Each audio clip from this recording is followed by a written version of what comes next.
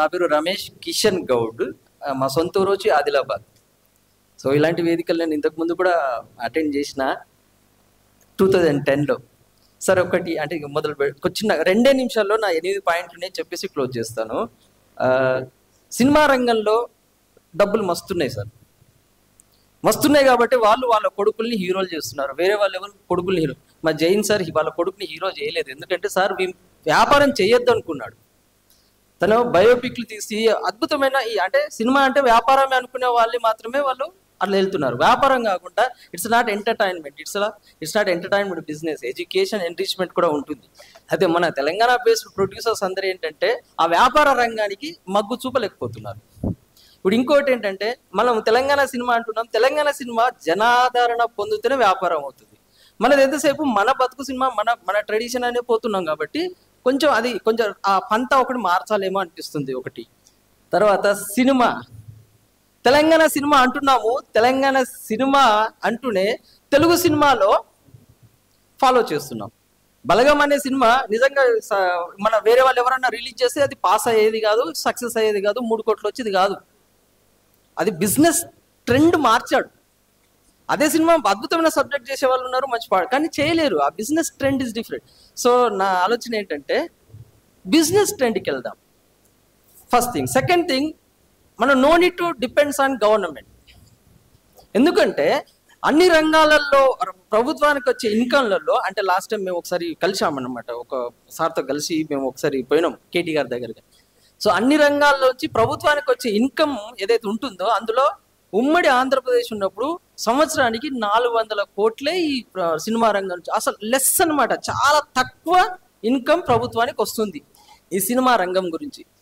Compare ఎట్లా చేశారంటే బేగం బజార్లో ఒక్క షాపు వాడు నెలకి 200 GST కడతాడు, 200 కోట్లు కొడతాడు.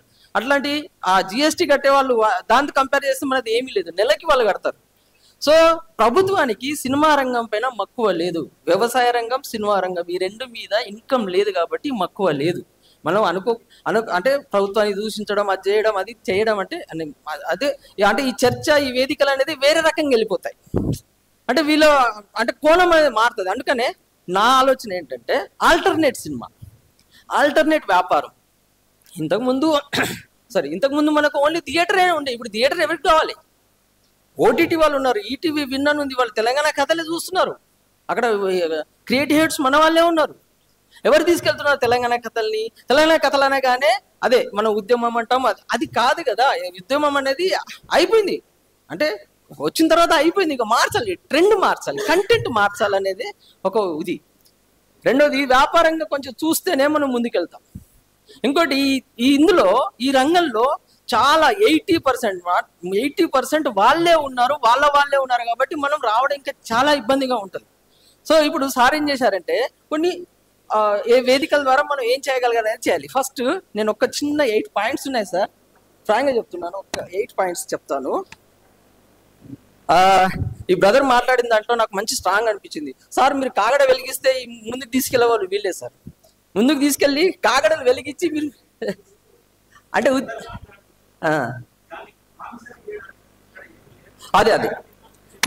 అదే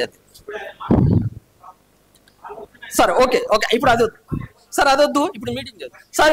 ఇప్పుడు కాగడాలు కాదు, కాల్చే వాళ్ళే ఉన్నారంటున్నా.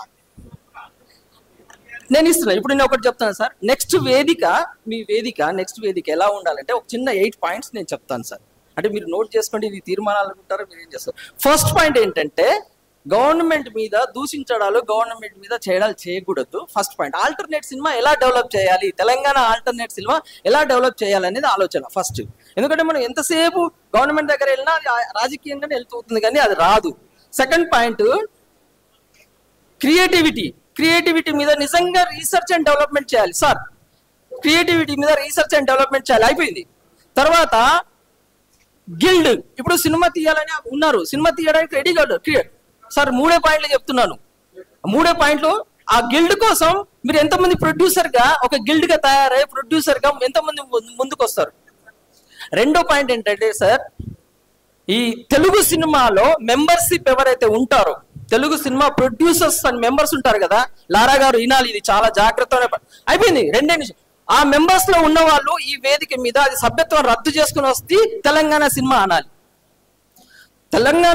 తెలుగు సినిమా ప్రొడ్యూసర్స్ కౌన్సిల్లో మెంబర్షిప్ ఉన్న వాళ్ళు ఆ మెంబర్షిప్ రద్దు చేసుకోవాలి. అప్పుడే తెలంగాణ సినిమా వేదిక అని చెప్పి సావాలి అని కోరుకుంటున్నాం. Thank you so much.